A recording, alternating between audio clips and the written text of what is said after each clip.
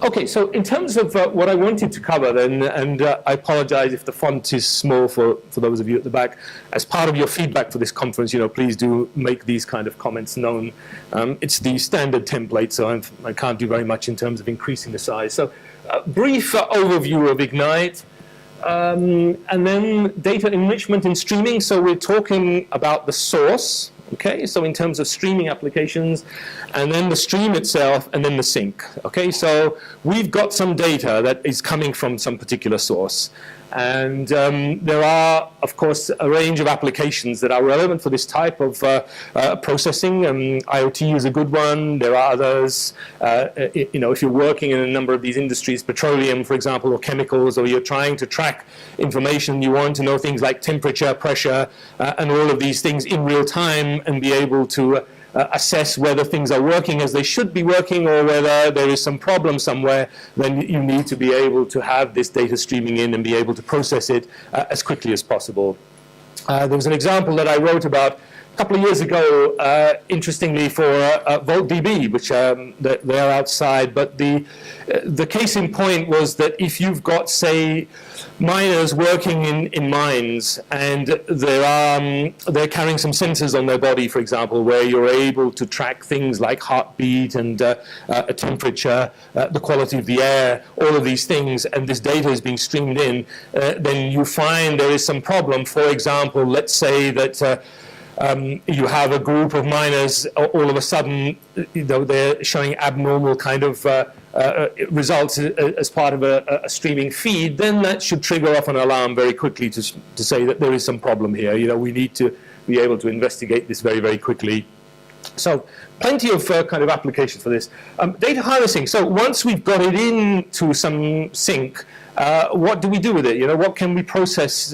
How can we process it? What are the tools available as far as Ignite is concerned? A very simple demo as well available to show you how this could work in a simple sort of scenario, and of course any Q&A at the end if you have some questions. Okay, so probably you've seen something like this already. So this is a kind of a nice overview in terms of what Ignite is all about. And my background is database systems. So when I first started looking into this technology, I found that, there are certain scenarios where database systems have difficulty scaling. Often relational systems consist of the type of data that we manage and the sort of architecture that they've been built up. It's this kind of vertical scaling, add more processing power, bigger machines. And this is why we've had the advent of things like NoSQL products, for example, and things like Hadoop, for example, where it's more the case of taking off-the-shelf components, building up a cluster. And again, Spark is a good example of this too. And so this type of scenario, I think the ability to scale data and add performance through this data grid, having a range of components to be able to help you process that data or analyze that data or do something with that data, I think is a good thing. The great thing about this is that as a cluster, there's many sort of capabilities that are already built in. It's self-healing, high performance and scale, fault tolerance, lots of tools in terms of management and monitoring as well. And the nice thing is, again, you don't need any specialist hardware. You can run this inside a virtual machine. You can run it on Docker. You can run it on a laptop, okay, or a larger machine. And these things can work just as well.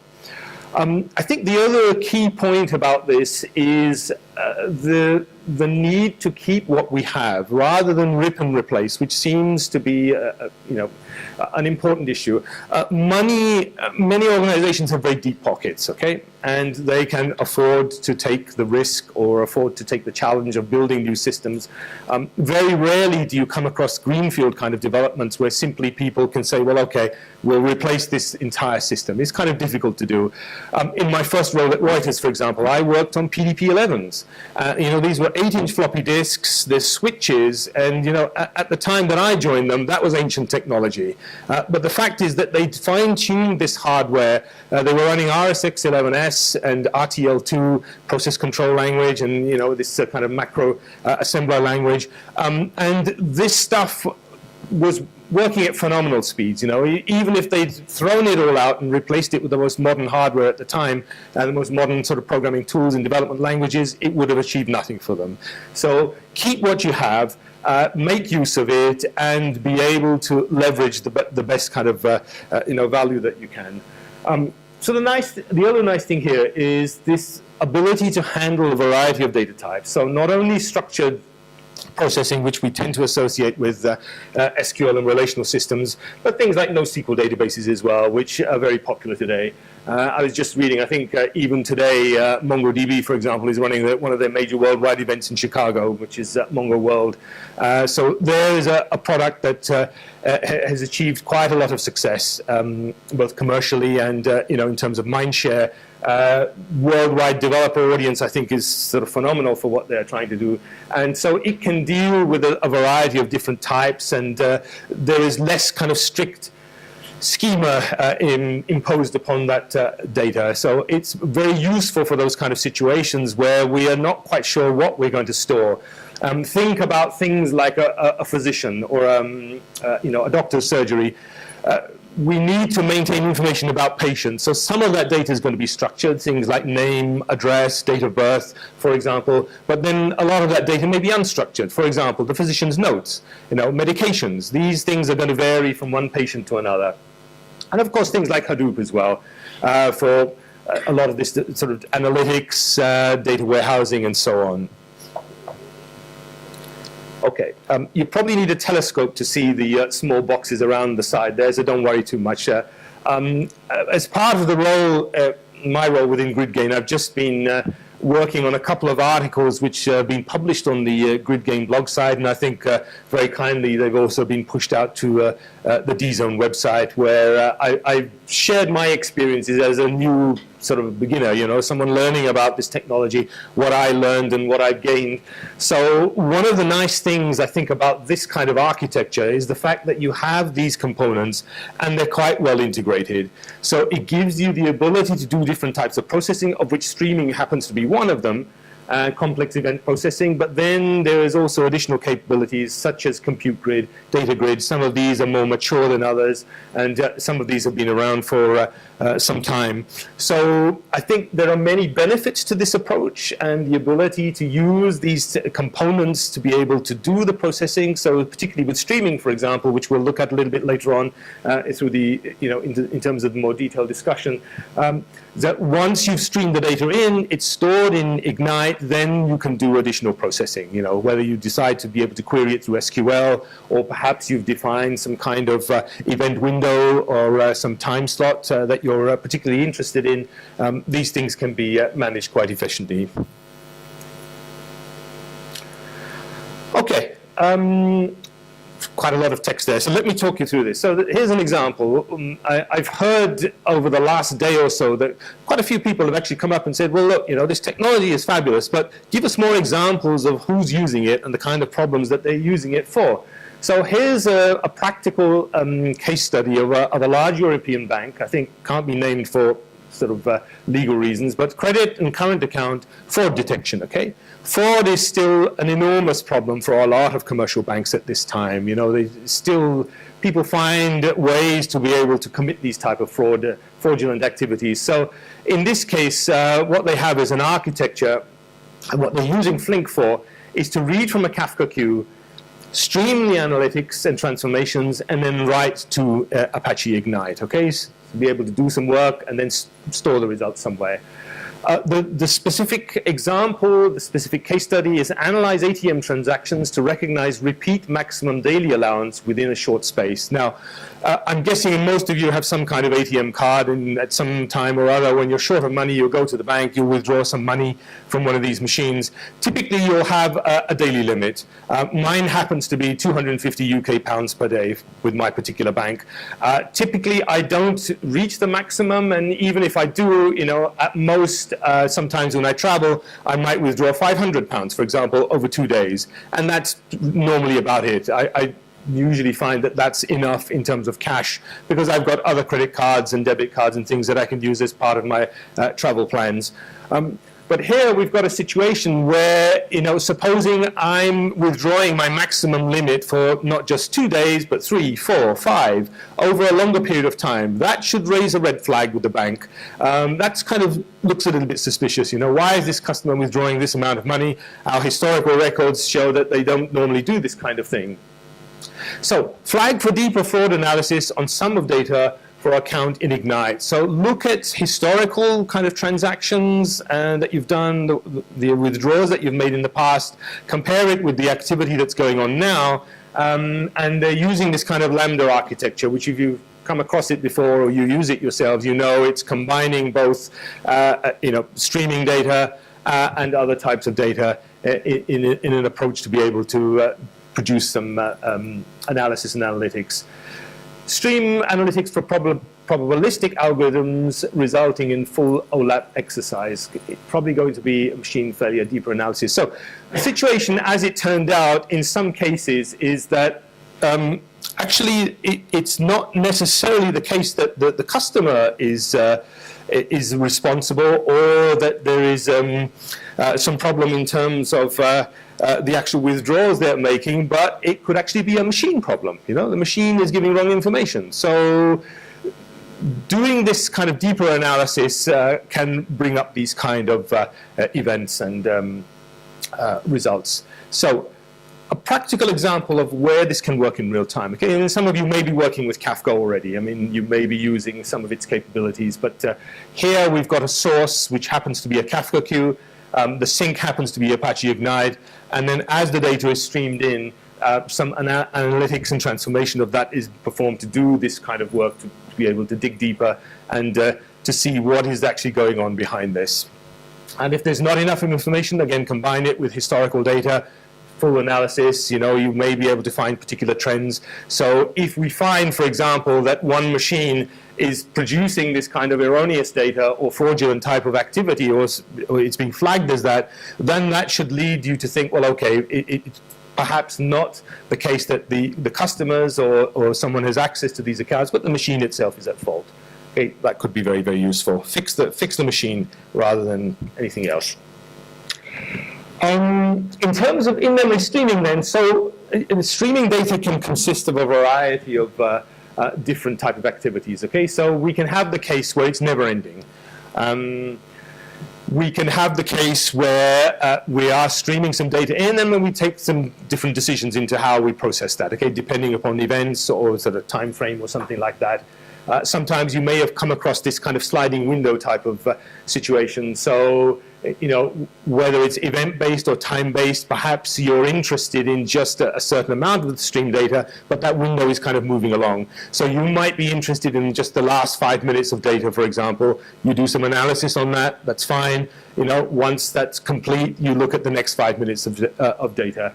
That's perfectly possible. So your window is sort of moving forward all the time. It could also be based on events, for example, number of events or type of events that are going on. The other kind of benefit that you get with Ignite is, of course, that it's very flexible in terms of giving you additional capabilities, write your own stuff, write your own indexing scheme, for example. If there's certain type of processing that you want to do, you can write that yourself. Customizable event workflow, again, there are certain types of workflows that you get out of the box, but your situation may be entirely different, and you can customize the way that this works to fit your requirements.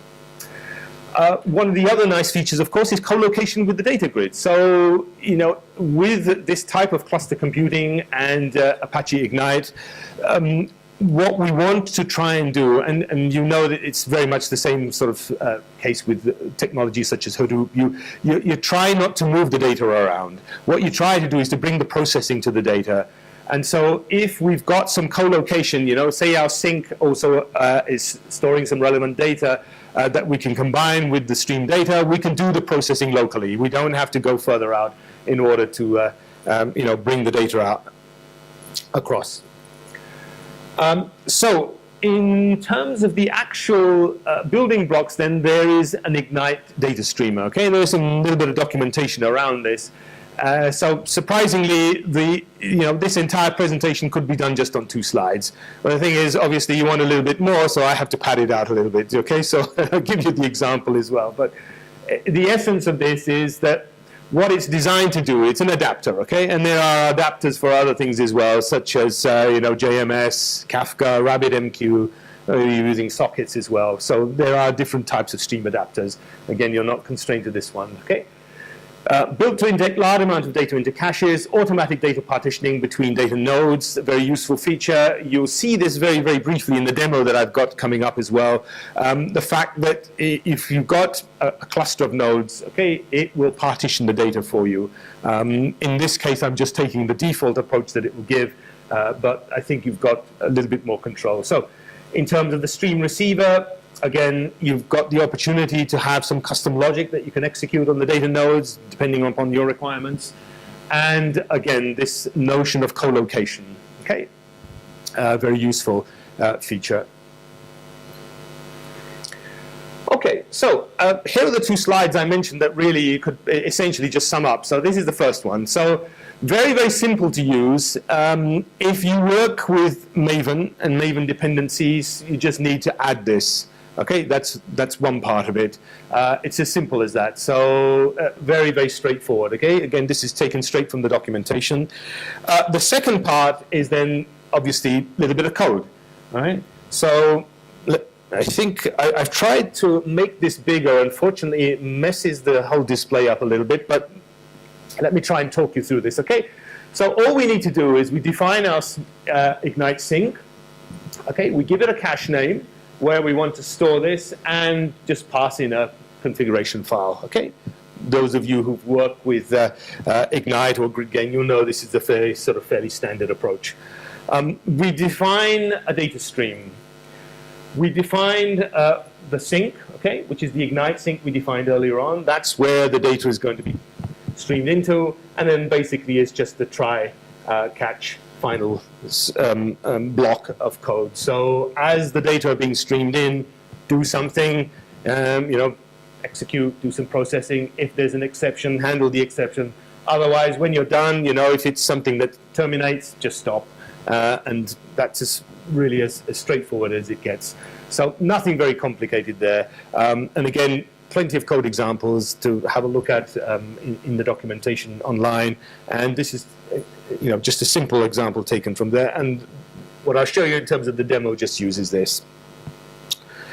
Okay, so source, stream, and then what about, once we've got the data in, what can we do with it? Well, there's a couple of things that we could look at. So in-memory cache, okay, so there's some cache operations that we could perform on the data once it's been streamed in.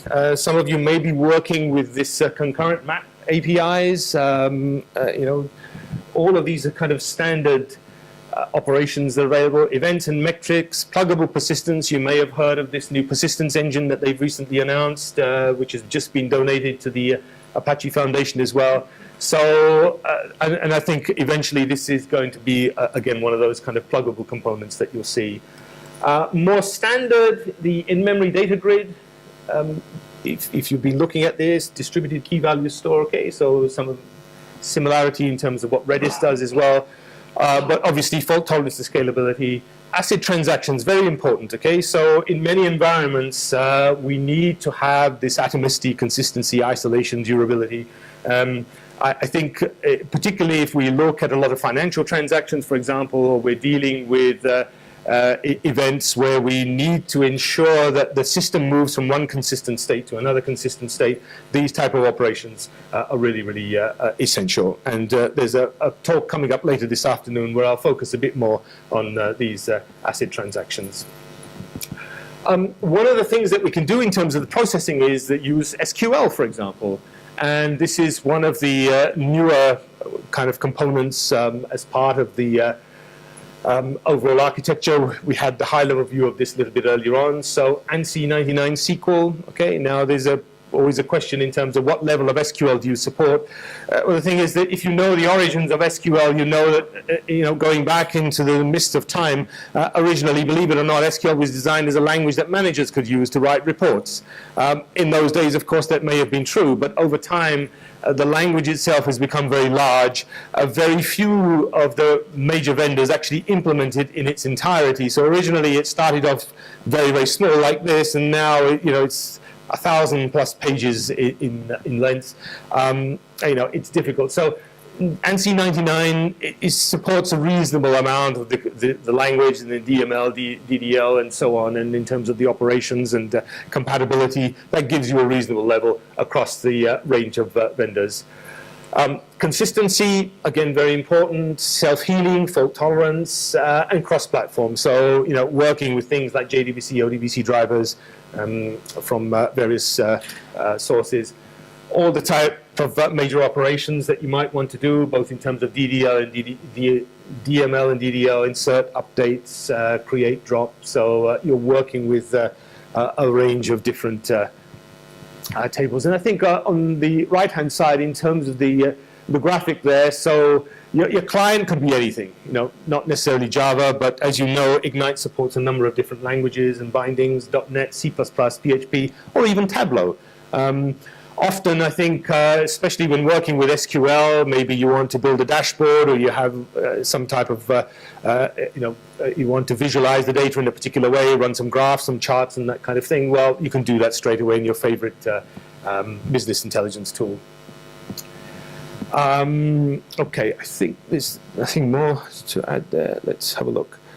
Okay, so this thing here, again, as the data are streamed in, or we are deciding, what we want to do with this, where we want to save it, then something like the compute grid could be very useful. Okay, supports MapReduce, great for batch type jobs, but then also has this thing called fork join. Okay, so in the example we've got here on the right hand side, we've got a job here.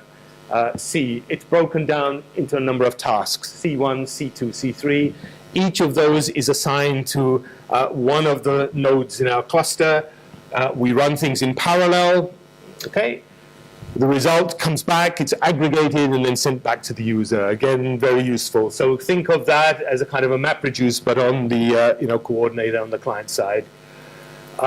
Zero deployment, you can make code changes. These can be pushed out very easily. Cron-like task scheduling, so if you want jobs to be, yes? Sorry, please, louder. How the hotfile change works you just mentioned zero deployment. Yes. Okay, we'll take it offline. Okay, so the question was, how does the zero deployment work? Okay, so it's a mechanism that allows you to update your code, but not have to worry about how it's being pushed out onto the cluster. Okay, so Ignite provides some mechanisms to be able to do that for you. It's one less thing for the developer to have to worry about. I'll point you to the specific references for that. Okay, it goes down to a little bit of detail, but very good point. Thank you for that. So, yeah, okay. Cron schedule. Okay, very useful piece.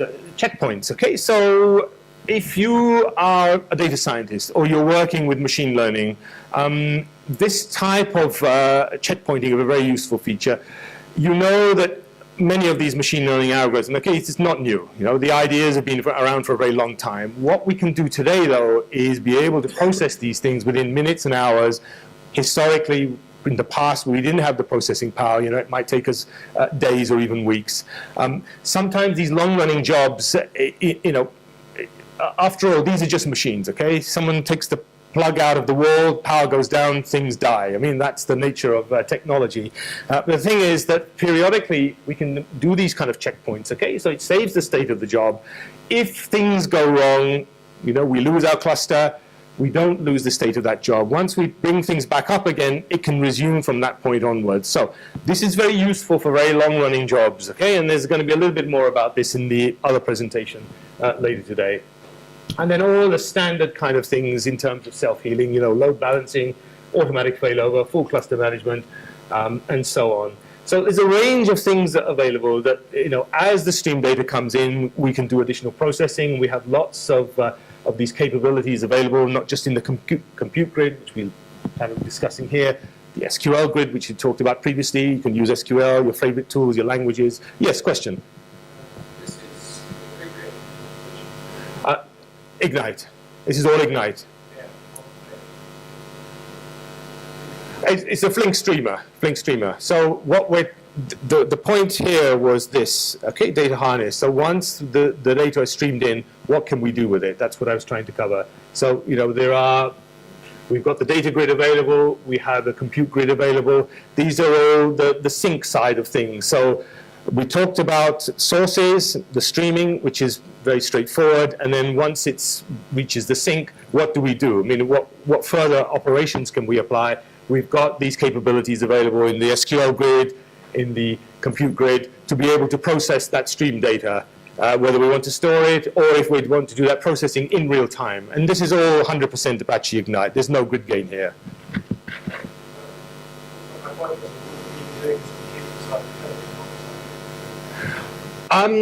You could do. I think right, so the question was that could we not do these operations as part of the Flink streaming? I think that's what you're trying to do. Could Flink not be able to do this processing as well?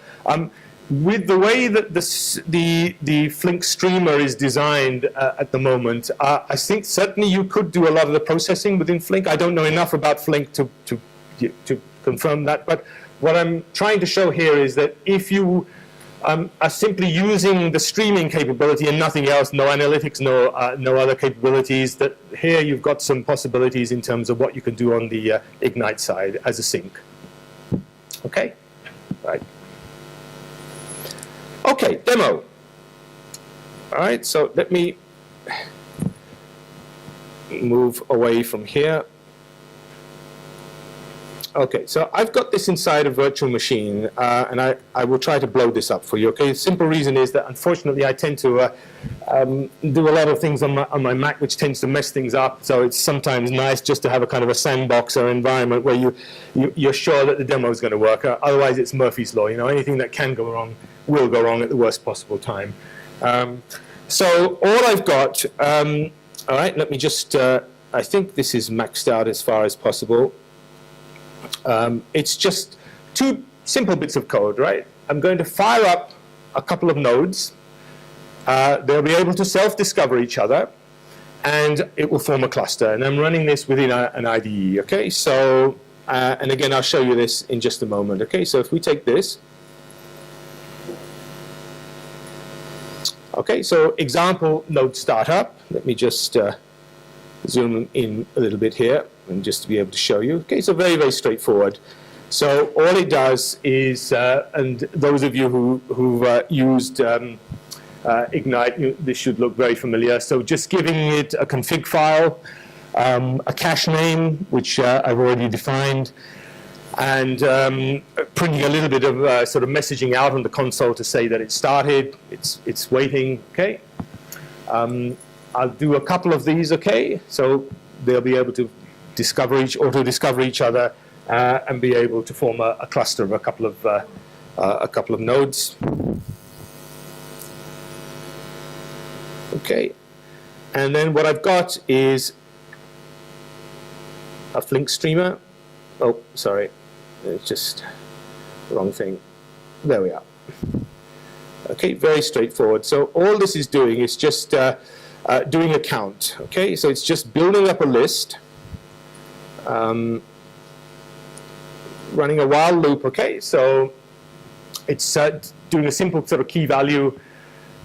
Whatever the value of the count is, Ignite plus what that count value is. And I think this is set up just for the purposes of the demo. I think it's just 100 or something like that, or 1,000. Fairly small iteration that it does. And what we get then is that when this runs, there's no particular output that comes out here, but what we see is on the nodes that are forming part of the cluster and receiving this data, the stream data, they'll be able to print out the result. Okay, and the other thing, as part of this, which I mentioned a little bit earlier on, is this automatic kind of partitioning of data. So, okay, it decides where things go. So you won't see all of the stream data going to one node. You'll see it being used in several cases. Okay, so let me just run this. Okay, example node startup. Just give that a moment.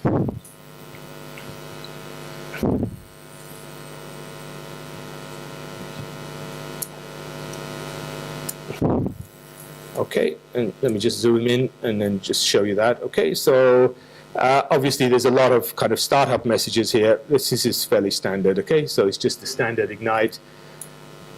I've got one node running at the moment. As you can see, it's kind of telling me just one server. Okay. Let's just fire up another one.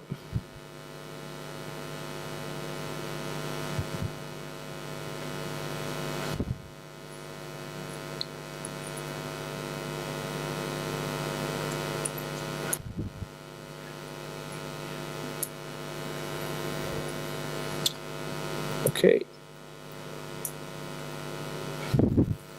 And then here again, as you can see, you know, it's these two nodes have kind of discovered each other. So now there's a cluster of two, and notice again that the message is there. Node started waiting for Flink. And we can even try a third one, see if that will work.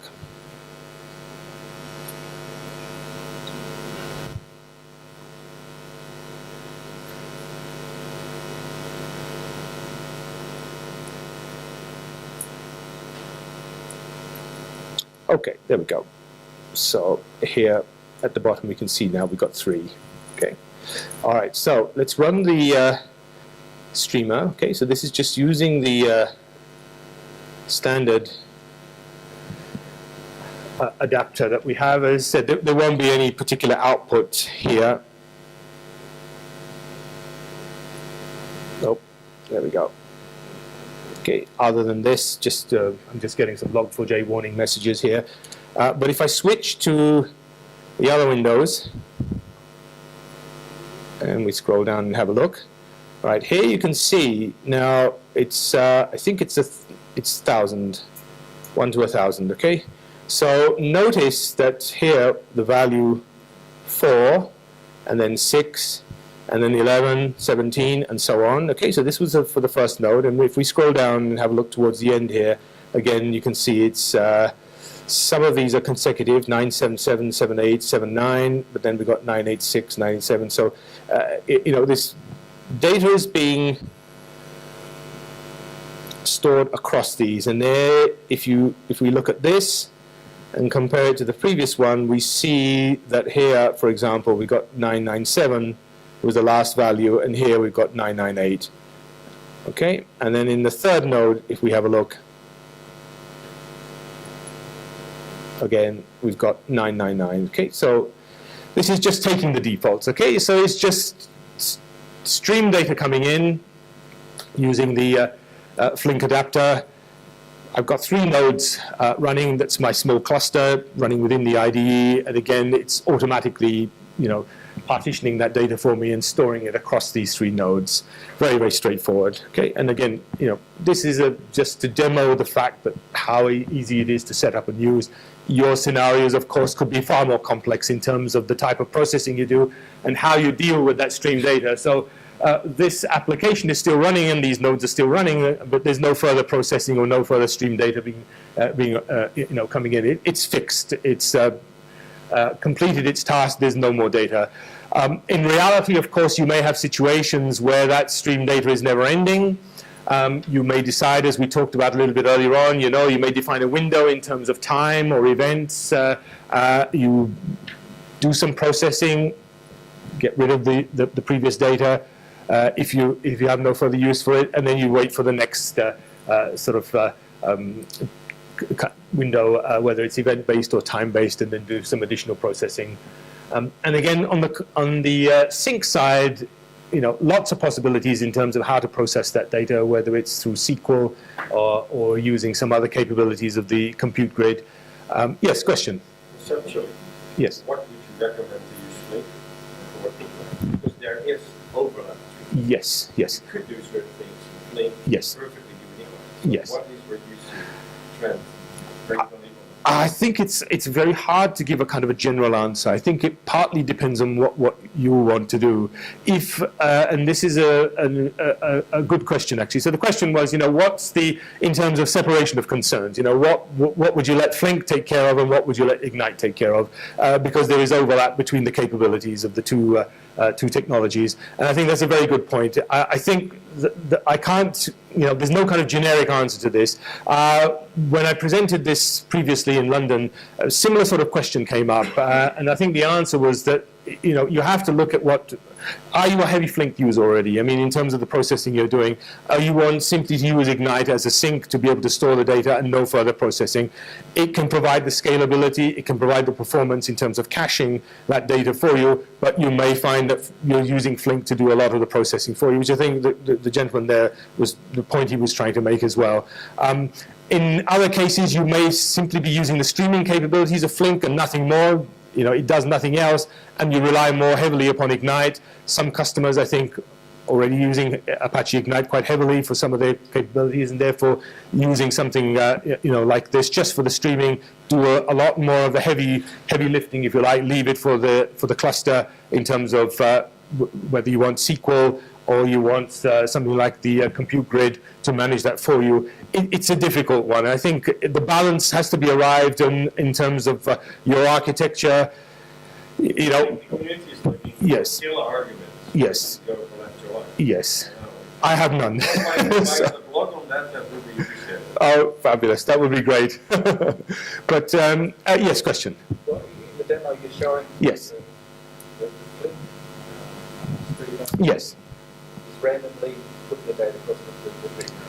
It's the streamer is sending a stream of numbers from 1 to 1,000, and as Ignite is receiving it, because it's just an application, okay, it's the data are being partitioned and stored across the 3 nodes.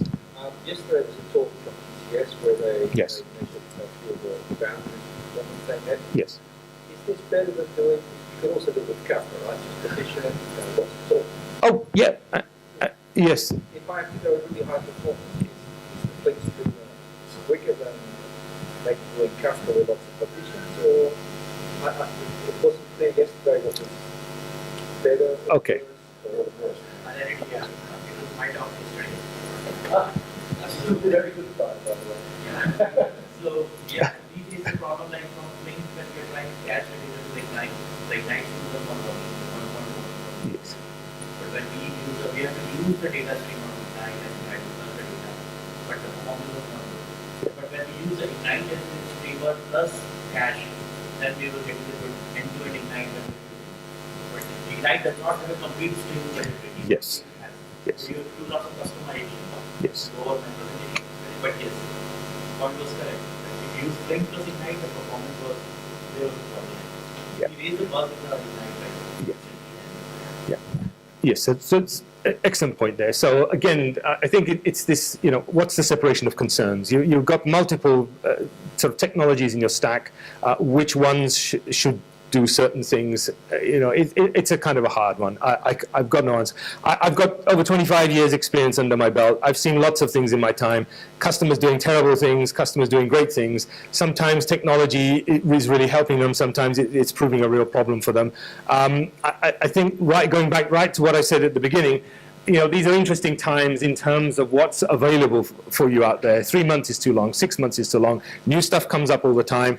Open source is a great model in terms of providing a lot of these capabilities through community effort and being able to deliver them in a kind of timely manner for people to use. But it's still, it's not perfect. And again, the difficulty, of course, as you know, and Hadoop suffers from this a lot as well, is the zoo. It's big.